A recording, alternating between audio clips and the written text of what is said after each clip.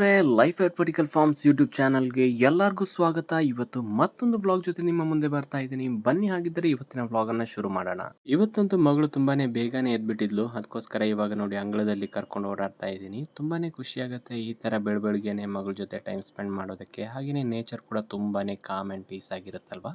ಮಗಳನ್ನ ಕರ್ಕೊಂಡು ಅಂಗಳಕ್ಕೆ ಬಂದ್ಮೇಲೆ ಹೂವನ್ನ ಕೊಯ್ದು ಕೊಟ್ಟಿಲ್ಲ ಅಂದ್ರೆ ಅವಳು ಕಿರ್ಚೋದಕ್ಕೆ ಸ್ಟಾರ್ಟ್ ಮಾಡ್ಬಿಡ್ತಾಳೆ. ಪ್ರತಿದಿನ ಕೊಟ್ಟು ಕೊಟ್ಟು ಅಭ್ಯಾಸ ಆಗ್ಬಿಟ್ಟಿದೆ ಅವಳಿಗೆ.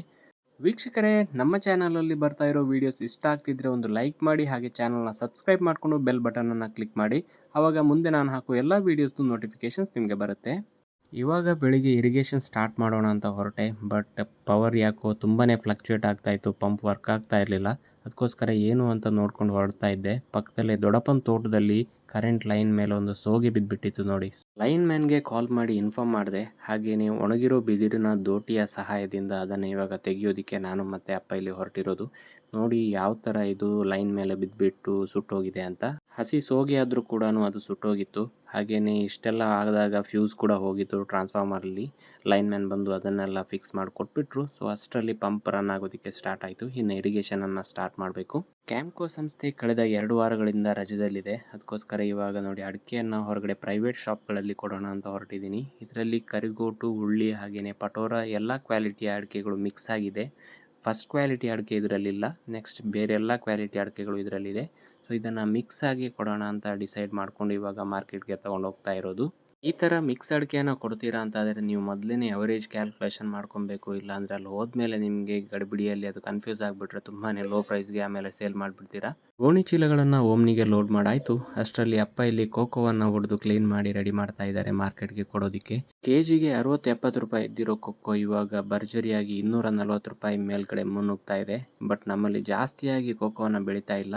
ಮಾರ್ಕೆಟ್ಗೆ ಹೋಗಿ ರಿಟರ್ನ್ ಬಂದಾಯಿತು. ಇವಾಗ ಬ್ಯಾಟ್ರಿ ಪಂಪನ್ನು ಯೂಸ್ ಮಾಡಿಕೊಂಡು ಕಾಳು ಮೆಣಸಿಗೆ ಸ್ಪ್ರೇ ಹೊಡೆಯೋದಕ್ಕೆ ಅಂತ ಪ್ರಿಪರೇಷನ್ಸ್ ಮಾಡ್ತಾ ಇರೋದು. ಇಲ್ಲಿ 8 ಅಥವಾ 10 ಫೀಟಿನ ಕಂಟ್ರೋಲ್ ತಗೊಂಡ್ರೆ ತುಂಬಾ ಈಸಿ ಆಗುತ್ತೆ. ನೆಲದಿಂದನೇ ಕಾಳು ಮೆಣಸಿನ ಬಳ್ಳಿಗಳಿಗೆ ಸ್ಪ್ರೇಯನ್ನು ಹೊಡೆಯೋದಕ್ಕೆ ಆಗುತ್ತೆ. ಈ ಸ್ಪ್ರೇ ಏನಕ್ಕೆ ಕೊಡ್ತಾ ಇದ್ದೀವಿ ಅಂತ ಹೇಳಿದ್ರೆ, ಅಡಿಕೆ ಮರದ ಬುಡಗಳಲ್ಲಿ ಕಾಳು ಮೆಣಸಿನ ಬಳ್ಳಿಗಳನ್ನು ನಾಟಿ ಮಾಡಿ ಆದಮೇಲೆ ನಾವು ಮಲ್ಚಿಂಗನ್ನು ಮಾಡ್ತೀವಿ. ಅಂದರೆ ಬಿದ್ದಿರೋ ಸೋಗೆಗಳನ್ನೆಲ್ಲ ಕಡಿದ್ಬಿಟ್ಟು ಅಡಿಕೆ ಮರದ ಬುಡಗಳಿಗೆ ಹಾಕ್ತೀವಿ. ಮಲ್ಚಿಂಗ್ ಮಾಡಿರೋದು ಕಾಳು ಮೆಣಸಿನ ಬುಡದಲ್ಲಿ ತುಂಬಾ ದಪ್ಪಗೆ ಇದ್ದರೆ ಆವಾಗ ಏರ್ ಸರ್ಕ್ಯುಲೇಷನ್ ಕಡಿಮೆ ಆಗಿ ಫಂಗಸ್ ಅಟ್ಯಾಕ್ ಆಗೋ ಚಾನ್ಸಸ್ ಇರುತ್ತೆ.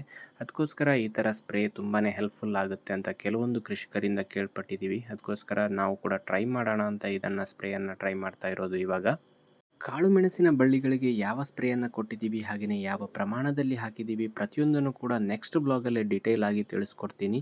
ನೀವು ಈ ಚಾನಲನ್ನು ಸಬ್ಸ್ಕ್ರೈಬ್ ಮಾಡ್ಕೊಳ್ಳಿ, ಹಾಗೆ ನೆಕ್ಸ್ಟ್ ಬ್ಲಾಗನ್ನು ಕೂಡ ಫಾಲೋ ಮಾಡಿ ಅಂತ ಕೇಳ್ಕೊತೀನಿ. ನೆಕ್ಸ್ಟ್ ಡೇ ವ್ಲಾಗನ್ನು ಕಂಟಿನ್ಯೂ ಮಾಡ್ತಾ ಇದ್ದೀನಿ. ಇವಾಗ ಸಪೋಟ ತುಂಬಾ ಮರದಲ್ಲಿ ಬಿಟ್ಟಿತ್ತು. ಅದಕ್ಕೋಸ್ಕರ ಇವಾಗ ಬೆಳೆದಿರೋ ಸಪೋಟವನ್ನು ಕೊಯ್ಯೋದಕ್ಕೆ ಅಂತ ಇಲ್ಲಿ ಬಂದಿರೋದು. ಸಪೋಟ ಮರದಲ್ಲಿ ಹಣ್ಣಾದರೆ ತುಂಬಾ ಟೇಸ್ಟಿಯಾಗಿರುತ್ತೆ. ಬಟ್ ನೈಟ್ ಟೈಮಲ್ಲಿ ಬಾವಲಿಗಳು ಬಂದು ತಿನ್ಕೊಂಡ್ಬಿಡುತ್ತೆ. ಅದಕ್ಕೋಸ್ಕರ ಮರದಲ್ಲೇ ಹಣ್ಣಾಗೋದಕ್ಕೆ ಬಿಡಲ್ಲ. ಚೆನ್ನಾಗಿ ಬೆಳೆದಿರೋ ಸಪೋಟವನ್ನು ಕೊಯ್ದುಬಿಟ್ಟು ಮನೆಯಲ್ಲಿ ಇಟ್ಬಿಟ್ರೆ 1 ವಾರದಲ್ಲಿ ಹಣ್ಣಾಗ್ಬಿಡುತ್ತೆ. ಅದಕ್ಕೋಸ್ಕರ ಇವಾಗ ಇಲ್ಲಿ ಬೆಳೆದಿರೋ ಸಪೋಟವನ್ನು ಕೊಯ್ಯೋದಕ್ಕೆ ಅಂತ ಬಂದಿರೋದು. ಸಪೋಟ ಮರಕ್ಕೆ ಕಂಪ್ಲೀಟಾಗಿ ಬಲೆಯನ್ನು ಹಾಕಿದ್ರೆ ಬಾವಲಿ ಕಾಟವನ್ನು ಪ್ರಿವೆಂಟ್ ಮಾಡ್ಬೋದು. ಬಟ್ ಅಷ್ಟೆಲ್ಲ ಮಾಡೋದಕ್ಕೆ ಹೊರಟಿಲ್ಲ. ಚೆನ್ನಾಗಿ ಬೆಳೆದಿರೋ ಸಪೋಟವನ್ನು ಕೊಯ್ಯೋದು, ಹಣ್ಣು ಮಾಡೋದು, ತಿನ್ನೋದು ಅಷ್ಟೇ. ಸಪೋಟವನ್ನು ಕೊಯ್ದು ಹಣ್ಣಾಗೋದಕ್ಕೆ ಇಡೋದಕ್ಕಿಂತ ಮುಂಚೆ ಚೆನ್ನಾಗಿ ಕ್ಲೀನ್ ಮಾಡಿ ಇಡಬೇಕು. ಅದರಲ್ಲಿ ಒಂದು ಜಾತಿಯ ಅಂಟು ಬರುತ್ತಲ್ವ, ಸೊ ಅದನ್ನೆಲ್ಲ ರಿಮೂವ್ ಮಾಡಿ ಕ್ಲೀನಾಗಿ ಸಿಪ್ಪೆಯನ್ನೆಲ್ಲ ತೊಳೆದು ಇಟ್ಬಿಟ್ರೆ ಆಮೇಲೆ ಕಂಪ್ಲೀಟಾಗಿ ಹಣ್ಣನ್ನು ತಿನ್ಬೋದು. ಮಾರ್ಕೆಟಲ್ಲಿ ಸಿಗೋ ಹಣ್ಣುಗಳ ಥರ ಜಾಸ್ತಿ ಏನು ಯೋಚನೆ ಮಾಡಬೇಕಾಗಿಲ್ಲ. ಹೋಮ್ ಗ್ರೋನ್ ಆದರೆ ಏನೂ ಪ್ರಾಬ್ಲಮ್ ಇಲ್ಲ.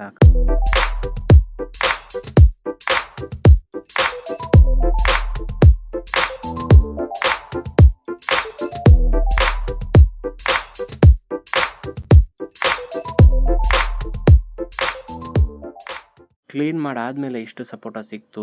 ಕೆಲವೊಂದು ಬಾವಲಿಗಳು ಸ್ಕ್ರ್ಯಾಚ್ ಮಾಡಿರೋದೆಲ್ಲ ಇತ್ತು. ಸೊ ಅಂಥದ್ದನ್ನೆಲ್ಲ ಅವಾಯ್ಡ್ ಮಾಡಿ ಚೆನ್ನಾಗಿರೋ ಸಪೋಟವನ್ನು ಮಾತ್ರ ಇವಾಗ ಹಣ್ಣಾಗೋದಕ್ಕೆ ಇಡೋದಿನ್ನು. ಈ ಥರ ಒಂದು ಡ್ರೈ ಬಟ್ಟೆಯಲ್ಲಿ ಇಟ್ಬಿಟ್ಟು ಅದರ ಮೇಲ್ಗಡೆಗೆ ಕವರ್ ಮಾಡಿ ಒಂದು ವಾರಗಳ ಕಾಲ ಇಟ್ಬಿಟ್ರೆ ನ್ಯಾಚುರಲ್ ಆಗಿ ಹಣ್ಣಾಗುತ್ತೆ. ಯಾವುದೇ ಕೆಮಿಕಲ್ ಅಥವಾ ಸ್ಪ್ರೇ ಇಲ್ಲದೇ ನ್ಯಾಚುರಲ್ ಆಗಿ ಹಣ್ಣಾಗುತ್ತೆ 1 ವಾರದಲ್ಲಿ. ಬನ್ನಿ ಹಾಗಿದ್ರೆ ವ್ಲಾಗನ್ನು ಕಂಟಿನ್ಯೂ ಮಾಡೋಣ ಸ್ನೇಹಿತರೆ. ಹಾಗೆಯೇ ನೋಡಿ ಇಲ್ಲಿ ಈ ಜಾಗವನ್ನು ತೋರಿಸ್ತಾ ಇದ್ದೀನಿ. ಇಲ್ಲಿ ಕೆಲವೊಂದು ಸಾಗವಾನಿ ಮರಗಳಿದೆ. ಸೊ ಅದರ ಕೆಳಗಡೆ ಏನನ್ನು ಬೆಳಿಬೋದು ಅಂತ ನೀವು ಕಮೆಂಟ್ ಮಾಡಿ ತಿಳಿಸಿ. ಈ ಮಳೆಗಾಲದಲ್ಲಿ ಕೆಲವೊಂದು ಪ್ಲ್ಯಾಂಟೇಷನ್ಗಳನ್ನು ಮಾಡಬೇಕು ಅಂತ ಅಂದ್ಕೊಂಡಿದ್ದೀನಿ. ಏನು ಅಂತ ಇನ್ನು ಕನ್ಫರ್ಮ್ ಆಗಿ ಡಿಸೈಡ್ ಮಾಡಿಲ್ಲ. ಕೆಲವೊಂದು ಮಾವಿನ ಮರಗಳೆಲ್ಲ ಇದೆ. ಬಟ್ ಇದರಲ್ಲಿ ಇದುವರೆಗೂ ಹೂವು ಕಾಯಿ ಏನೂ ಬಿಟ್ಟಿಲ್ಲ. ಅದಕ್ಕೋಸ್ಕರ ಏನು ಮಾಡೋದು ಅಂತ ಯೋಚನೆ ಕೂಡ ಆಗಿದೆ. 10 ವರ್ಷ ಆಯಿತು ಈ ಮರಗಳಿಗೆ. ನೋಡೋಣ ಈ ಮಳೆಗಾಲದಲ್ಲಿ ಒಂದು ಡಿಸಿಷನನ್ನು ತಗೋಬೇಕು. ಹಾಗೆಯೇ ಇವಾಗ ತೋಟದ ಕಡೆ ಹೋಗ್ತಾ ಇದ್ದೀನಿ. ಏನಕ್ಕೆ ಅಂತ ಹೇಳಿದ್ರೆ ವಿಯೆಟ್ನಾಂ ಅರ್ಲಿ ಹಲಸಿನ ಗಿಡದಲ್ಲಿ ಕಾಯಿ ಬಿಟ್ಟಿತ್ತು. ಅದಕ್ಕೋಸ್ಕರ ಕಳೆದ ವರ್ಷವೇ ಒಂದು ಕಾಯಿ ಆಗಿತ್ತು, ಬಟ್ ಈ ವರ್ಷ ಸ್ವಲ್ಪ ಚೆನ್ನಾಗಿ ಬಿಟ್ಟಿದೆ. ಅದಕ್ಕೋಸ್ಕರ ಪ್ರತಿದಿನ ಹೋಗಿ ನೋಡ್ತಾ ಇದ್ದೀನಿ ಹಣ್ಣಾಗಿದೆಯಾ ಅಂತ. ತುಂಬಾ ಚೆನ್ನಾಗಿರುತ್ತೆ ಹಣ್ಣಂತೂ. ಆಫ್ ಸೀಸನಲ್ಲಿ ಅಂತಲೇ ಹೇಳ್ಬೋದು. ಎಲ್ಲ ಟೈಮಲ್ಲೂ ಆಗುತ್ತೆ, ಇದರಲ್ಲಿ ಜಾಸ್ತಿಯಾಗಿ ಬಿಡುತ್ತೆ. ಬಟ್ ಇದು ಚಿಕ್ಕ ಗಿಡ ಆಗಿರೋದ್ರಿಂದ ತುಂಬ ಪ್ರಮಾಣದಲ್ಲಿ ಬಿಟ್ಟಿಲ್ಲ. ನೋಡಿ ಇವಾಗ ತೋರಿಸ್ತಾ ಇದ್ದೀನಿ ನೋಡಿ ಇಲ್ಲಿ. ಇದೊಂದು ಸಾಧಾರಣ ಒಂದು 5 kg ಜಾಸ್ತಿ ಇರ್ಬೋದು ಅಂತ ಅಂದ್ಕೊಂಡಿದ್ದೀನಿ. ಹಾಗೆಯೇ ನೋಡಿ ಇಲ್ಲಿ ಬುಡದಲ್ಲೇ ಬಿಟ್ಟಿದೆ, ಬಟ್ ಇದು ಜಾಸ್ತಿ ದೊಡ್ಡದೇ ಆಗಿಲ್ಲ. ಏನಕ್ಕೆ ಅಂತ ಹೇಳಿದ್ರೆ ಅಲ್ಲಿ ಜಾಗ ಕೂಡ ಜಾಸ್ತಿ ಇಲ್ಲ ಅಲ್ವಾ, ಅದಕ್ಕೋಸ್ಕರ. ಹಾಗೆಯೇ ನೋಡಿ ಇಲ್ಲಿ ಮೈಕ್ರೋ ಟ್ಯೂಬ್ಸ್ ಬಂಡಲನ್ನು ತಂದು ಹಾಕಿದ್ದೀನಿ. 100 ಮೀಟರ್ನ ಬಂಡಲ್ಗಳಿವು. ಒಂದು 10 ರಿಂದ 15 ಬಂಡಲ್ಗಳನ್ನು ತಂದಿದ್ದೀನಿ. ಏನಕ್ಕೆ ಅಂತ ಹೇಳಿದ್ರೆ ನಮ್ಮ ಡ್ರಿಪ್ ವೈರ್ಗಳು ಬ್ಲಾಕೇಜ್ ಆಗಿತ್ತು ಅಂತ ನಾನು ಹಳೆ ಬ್ಲಾಗಲ್ಲಿ ಮೆನ್ಷನ್ ಮಾಡಿದ್ದೆ. ಅದಕ್ಕೋಸ್ಕರ ಎಲ್ಲ ಪೈಪ್ಗಳಿಗೂ ಇನ್ನು 1.2 mm ಮೈಕ್ರೋ ಟ್ಯೂಬ್ಸ್ಗಳನ್ನು ಇನ್ಸ್ಟಾಲ್ ಮಾಡೋದು ಅಂತ ಡಿಸೈಡ್ ಮಾಡಿದ್ದೀವಿ. ನಮ್ಮ ಹೆಚ್ಚಿನ ತೋಟ ಇಳಿಜಾರು ಪ್ರದೇಶದಲ್ಲಿ ಇರೋದರಿಂದ ಮೈಕ್ರೋ ಟ್ಯೂಬ್ಸ್ಗಳ ಲೆಂತ್ ತುಂಬಾ ವೇರಿ ಆಗಬೇಕು. ಅದಕ್ಕೋಸ್ಕರ ಇಲ್ಲಿ 1.5 ಫೀಟ್ ಹಾಗೆಯೇ 2.5 ಫೀಟ್ ಬೇರೆ ಬೇರೆ ಲೆಂತ್ಗಳಲ್ಲಿ ನಾನು ಕಟ್ ಮಾಡ್ಕೊತಾ ಇದ್ದೀನಿ. ಜಾಸ್ತಿ ಹೈಟ್ ಇರೋ ಜಾಗದಲ್ಲಿ ಕಡಿಮೆ ಲೆಂತ್, ಹಾಗೆಯೇ ತುಂಬ ಸ್ಲೋಪ್ ಇರೋ ಜಾಗದಲ್ಲಿ ಜಾಸ್ತಿ ಲೆಂತ್ನ ಮೈಕ್ರೋ ಟ್ಯೂಬ್ಸ್ಗಳನ್ನು ಇನ್ಸ್ಟಾಲ್ ಮಾಡಬೇಕಾಗುತ್ತೆ. ಆವಾಗ ಪ್ರೆಷರ್ ಮೇಂಟೈನ್ ಮಾಡೋದಕ್ಕೆ ಈಸಿ ಆಗುತ್ತೆ. ಆಲ್ರೆಡಿ ಇರೋ ಡ್ರಿಪ್ ಪೈಪ್ಗಳಿಗೆ ಮೈಕ್ರೋ ಟ್ಯೂಬ್ಸ್ಗಳನ್ನು ಇನ್ಸ್ಟಾಲ್ ಮಾಡೋದು ಒಂದು ಮಟ್ಟಿಗೆ ಈಸಿ ಅಂತಲೇ ಹೇಳ್ಬೋದು. ಬಟ್ ಒಬ್ಬರಿಂದ ಅಂತೂ ಈ ಕೆಲಸ ಕಂಪ್ಲೀಟ್ ಮಾಡೋದಕ್ಕಾಗಲ್ಲ. ಏನಕ್ಕೆ ಅಂತ ಹೇಳಿದ್ರೆ ಪ್ರತಿ ಮರ ಗಿಡದ ಬುಡಗಳಿಗೆ ಹೋಗಿ ಇನ್ಸ್ಟಾಲ್ ಮಾಡ್ಕೊಂಡು ಹೋಗಬೇಕಾಗುತ್ತೆ. ಹಳೆ ಬ್ಲಾಗಲ್ಲೇ ನೋಡಿರ್ತೀರ, ಸ್ಯಾಂಪಲ್ಗೆ ಅಂತ ಒಂದು 500 ಮರಗಳಿಗೆ ಮೈಕ್ರೋ ಟ್ಯೂಬ್ಸ್ಗಳನ್ನು ಇನ್ಸ್ಟಾಲ್ ಮಾಡಿದ್ದೆ. ಅದು ಸಕ್ಸಸ್ ಆಗಿತ್ತು. ಅದಕ್ಕೋಸ್ಕರ ಈಗ ಉಳಿದಿರೋ ಎಲ್ಲ ಗಿಡಗಳಿಗೆ ಹಾಗೆಯೇ ಮರಗಳಿಗೆ ಇನ್ಸ್ಟಾಲ್ ಮಾಡೋದಕ್ಕೆ ಅಂತ ಹೊರಟಿರೋದು.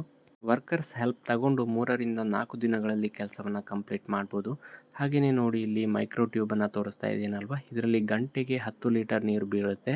ಇದು 1 ಗಂಟೆಗಳ ಕಾಲ ದಿನದಲ್ಲಿ ಬಿಟ್ಟರೆ ಖಂಡಿತವಾಗ್ಲೂ ಸಾಕಾಗುತ್ತೆ. ಹಾಗೆಯೇ ಬೇಸಿಗೆ ಕಾಲದಲ್ಲಂತೂ ತೋಟಗಳಲ್ಲಿ ಓಡಾಡುವಾಗ ತುಂಬಾ ಕೇರ್ಫುಲ್ ಆಗಿರಬೇಕಾಗುತ್ತೆ. ಏನಕ್ಕೆ ಅಂತ ಹೇಳಿದ್ರೆ ಈ ಸೆಕೆಗೆ ಹಾವುಗಳೆಲ್ಲ ತುಂಬಾ ಹೊರಗಡೆ ಓಡಾಡೋದಕ್ಕೆ ಸ್ಟಾರ್ಟ್ ಮಾಡುತ್ತೆ. ತೋಟದಲ್ಲಿ ಹೋಗ್ತಾ ಸಡನ್ನಾಗಿ ಒಂದು ಹಾವು ಕಾಣಿಸ್ಕೊಂತು, ಕೆರೆ ಹಾವು ಅಂತ ಅಂದ್ಕೊಂಡೆ. ಬಟ್ ಇದು ನಾಗರ ಹಾವು ಆಗಿತ್ತು. ಬಟ್ ಅದು ಅದ್ರ ಪಾಡಿಗೆ ಹೋಗ್ಬಿಡ್ತು ಆಮೇಲೆ. ಸ್ನೇಹಿತರೆ, ಹಾಗಿದ್ರೆ ಇವತ್ತಿನ ವ್ಲಾಗನ್ನು ಇಲ್ಲಿಗೆ ಮುಗಿಸ್ತಾ ಇದ್ದೀನಿ. ಮತ್ತೊಂದು ವಿಡಿಯೋ ಜೊತೆ ನಿಮ್ಮ ಮುಂದೆ ಬರ್ತೀನಿ. ನಿಮ್ಮ ಸಪೋರ್ಟ್ ಹೀಗೆ ಇಲ್ಲ ಅಂತ ಕೇಳ್ಕೊತೀನಿ. ನಮಸ್ಕಾರ ಸ್ನೇಹಿತರೆ.